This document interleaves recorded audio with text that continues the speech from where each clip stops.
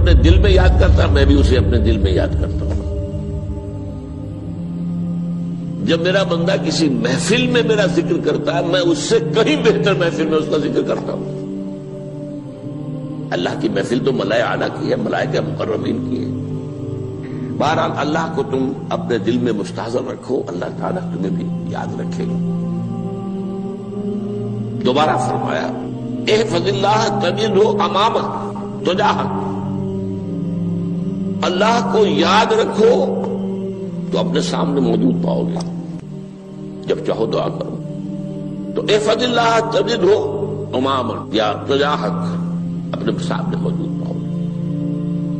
اذا سألت فاسأل اللہ، اب آ گیا وہ مرکزی مضمون۔ دیکھو جب مانگو اللہ سے مانگو، غیر اللہ کے سامنے ہاتھ دراز کرو ہی مت۔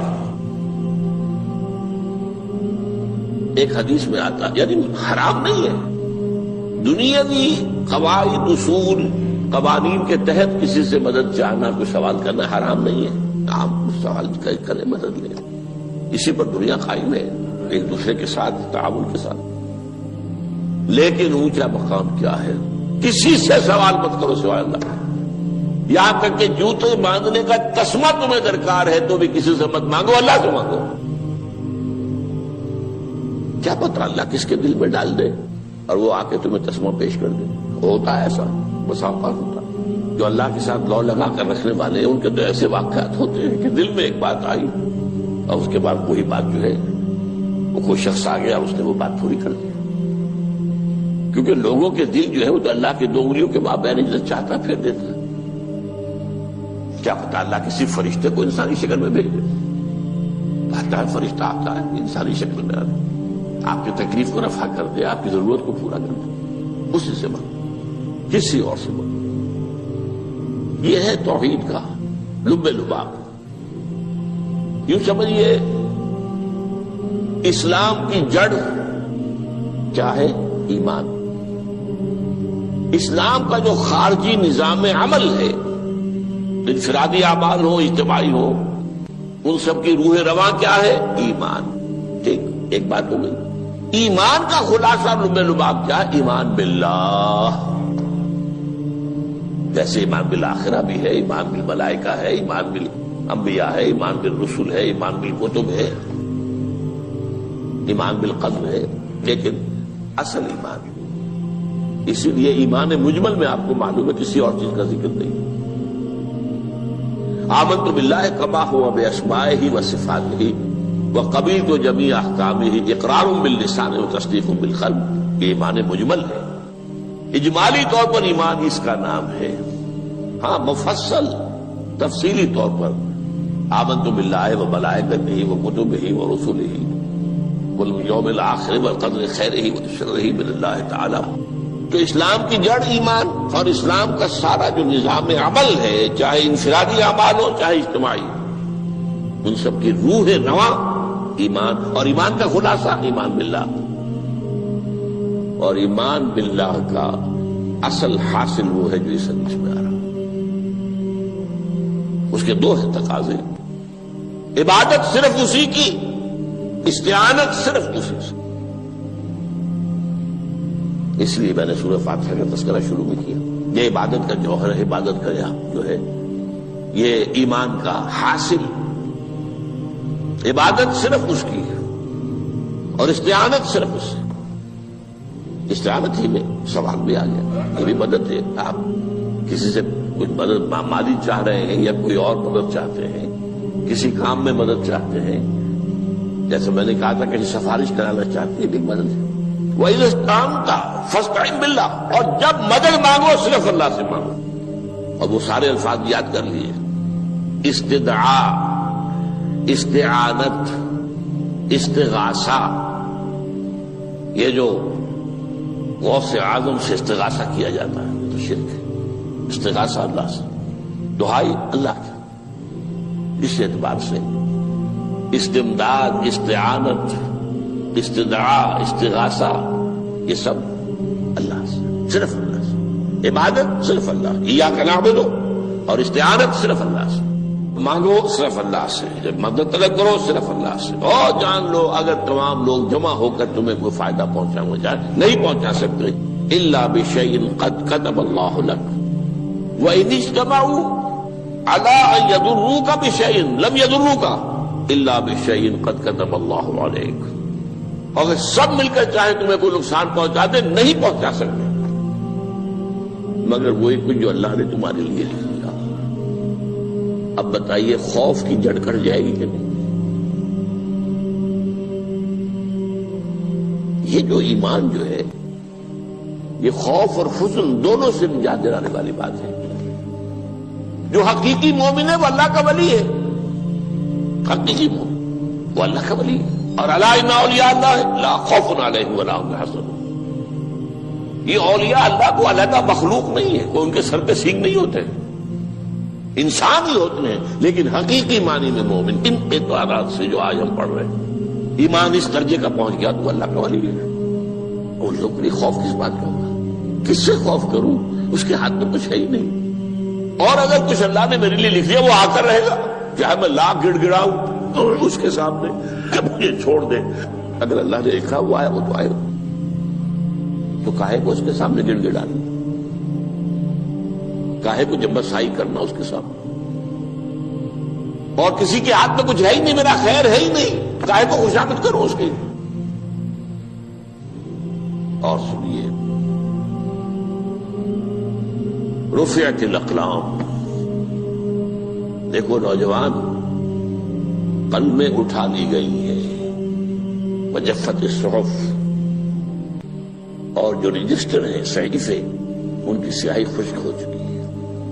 یہ ہے وہ اللہ کا علم، اس میں ہر شے لکھ دی گئی ہے، اس کی قلم اٹھا لیے گئے۔ جیسے آپ کو معلوم ہے امتحان ہوتا تھا، 3 گھنٹے ختم ہو گئے، اسٹاپ رائٹنگ، بس اب قلم رک جانا چاہیے۔ وہ قلم تو تقدیر کا کاتب جو ہے وہ قلم اس کا اب اٹھا لیا گیا، اور جو صحیفے جن پر کے لکھا گیا وہ خشک ہوئے ہو گئے۔ یہ تو روایت ہے جو امام ترمذی نے جس کو روایت کیا، یہ متن ان کا ہے جو ہم نے پڑھا ابھی، اور ان کا قول یہ ہے کہ یہ حدیث حسن صحیح ہے، لیکن یہی روایت اور انہی راوی سے عبداللہ ابن عباس سے رضی اللہ تعالیٰ عنہما اور بھی محدثین نے کی ہے۔ اس میں سے ایک اور متن جو ہے وہ یہاں پر امام نووی نے دے دیا ہے، احفظ اللہ تجدہ امامک، یہ تو پہلا وہ ٹکڑا تھا، وقت تو جاہک تھا، یہاں امامک ہے، امام مطلب ایک ہی ہے، اپنے سامنے پاؤ گے۔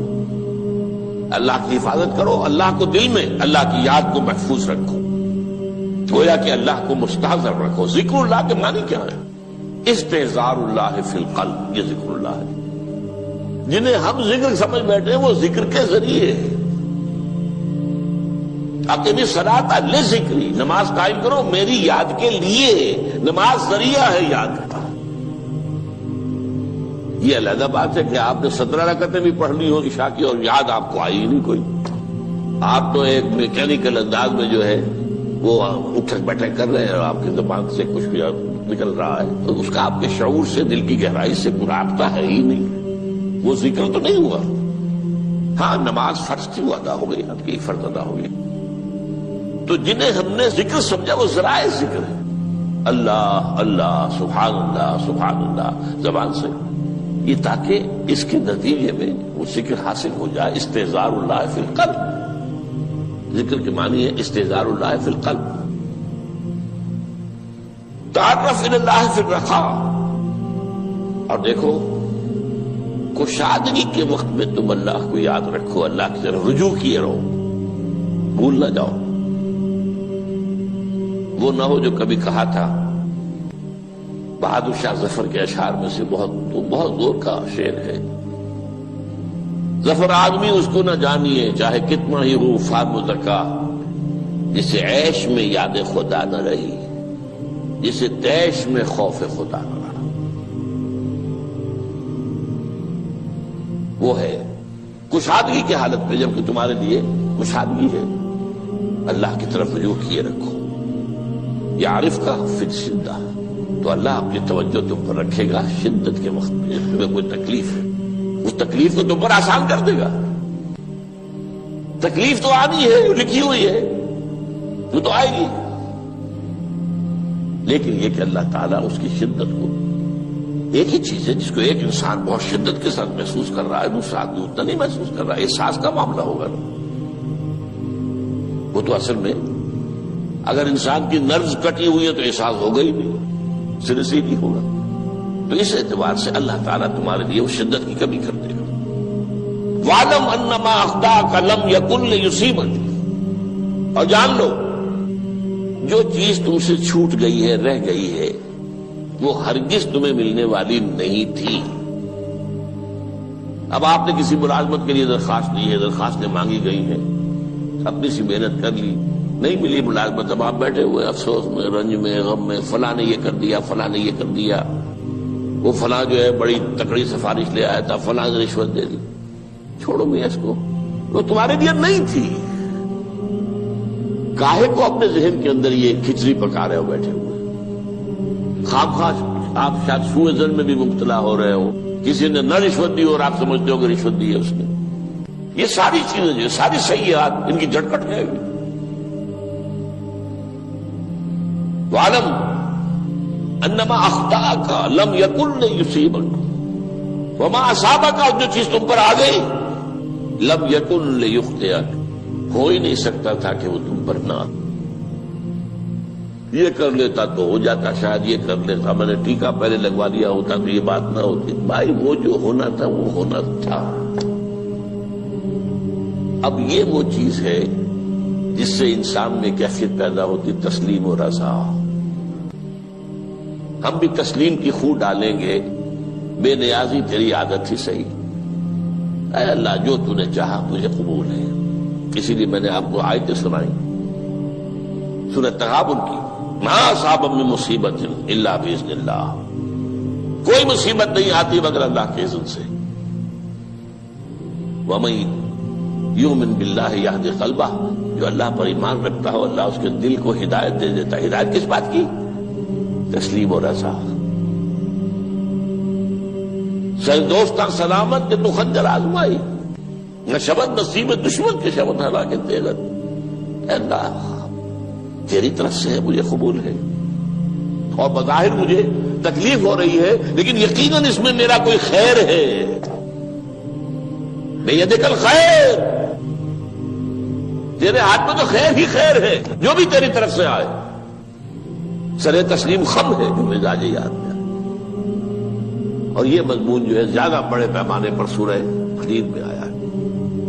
ما اصاب من مصیبت فی الارض ولا فی انفسکم الا فی کتاب من قبل ان نبرأہا، کوئی مصیبت نہیں آتی نہ تمہاری جانوں میں نہ زمین میں، زمین میں زلزلہ آ جانا، سیلاب آ جانا، کچھ اور زمین کا دھنس جانا، یا یہ ہے کہ تمہاری جانوں میں کوئی بخار ہو گیا، کوئی اور تکلیف ہو گئی، اچانک معلوم ہوا کہ انسان جو کینسر ہے اور کینسر بھی اب 3rd stage کو پہنچ چکا ہے، لیکن جو بھی آیا ہے وہ اللہ کے علم کی کتاب میں پہلے سے لکھا ہوا ہے۔ فی کتاب من قبل ان نبرأہا، یہ کتاب میں درج ہے اس سے پہلے کہ مجھے ظاہر کریں۔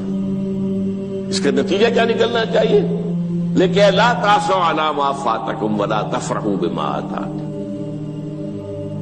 افسوس نہ کیا کرو جو تم سے جاتا رہے، چھوٹ جائے، کوئی عزیز فوت ہو گیا، کوئی موقع ہاتھ سے نکل گیا، ارے بھائی میں چوک گیا، بڑا موقع تھا، اب اس پر افسوس کر رہے ہیں۔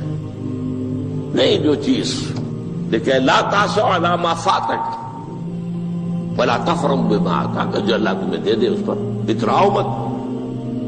وما اصابک لم یکن لیخطئک واعلم ان النصر مع الصبر، اور جان لو اللہ کی مدد صبر کے ساتھ آتی ہے، جو آئے اس کی طرف سے جھیلو، زبان پر کلمہ شکوہ اور شکایت نہ آئے، اللہ سے شکایت نہ آئے، تسلیم و رضا، جو تیری رضا ہے، تیری صحت ہمیں منظور ہے، لیکن اس کو مولانا محمد علی جوہر ایک مرتبہ جیل میں گئے، ایک بیٹی بیمار ہوئی، فوت ہو گئی، اس کے بعد دوسری مرتبہ پھر جیل میں گئے، دوسری بیٹی کو وہی بیماری ہوئی، جیل میں اطلاع ملی کہ بیٹی کو یہ بیماری ہو گئی ہے، تو خط لکھا ہے اشعار کی شکل میں کا آخری شعر یہ ہے: تیری صحت ہمیں منظور ہے لیکن اس کو نہیں منظور تو پھر ہم کو بھی منظور. ہم تو چاہتے ہیں میں بیٹی کے تجھے شفا ہو جائے، اسے منظور نہیں تو پھر ہمیں بھی منظور. وَاعْلَمْ أَنَّ النَّصْرَ مَعَ الصَّبْرِ وَأَنَّ الْفَرَجَ مَعَ الْكَرْبِ. فرج، فراخی، کھل جانا کسی چیز کا، یہ ہے کرب کے ساتھ، تکلیف کے ساتھ. تکلیف ہوتی ہے ساتھ. اللہ نے قانون بنایا ہے دنیا کا. اب آپ اندازہ کیجئے بچے کی ولادت میں ماں کو کتنی تکلیف اٹھانی پڑتی ہے. آج کل تو فیشن ہو گیا ہے، سیدھے سیدھے جاؤ آپریشن کراؤ تکلیف سے بچ جاؤ. لیکن یہ ہے کہ یہ بھی آپ کے علم میں ہوگا، وہ ساری تکلیف جیسے ہی بچے کو لا کر ماں کے برابر لٹایا ہے ساری تکلیف ختم، پھر جو راحت اس سے میسر آتی ہے. ان الفرج مع الکرب وان مع العسر یسرا. اسی لیے میں نے وہ آیتیں بھی پڑھی تھی، ان مع العسر یسرا ان مع العسر یسرا. اس دنیا میں یہ اللہ نے نظام بنایا ہے، سختیاں جھیلنی ہی ہوں گی. لقد خلقنا الانسان فی کبد. ہم نے انسان کو پیدا کیا مشقت کے اندر، مشقت تو کرنی پڑے گی. کسی کی جسمانی مشقت زیادہ، کسی کی ذہنی مشقت زیادہ، مشقت سے چارہ کسی کو نہیں. تو یہ ہے ان مع العسر یسرا ان مع العسر یسرا. بارک اللہ لی ولکم فی القرآن العظیم ونفعنی وإیاکم بالآیات. چینل کو سبسکرائب کریں اور دوستوں و احباب کے ساتھ یہ ویڈیو لازمی شیئر کریں.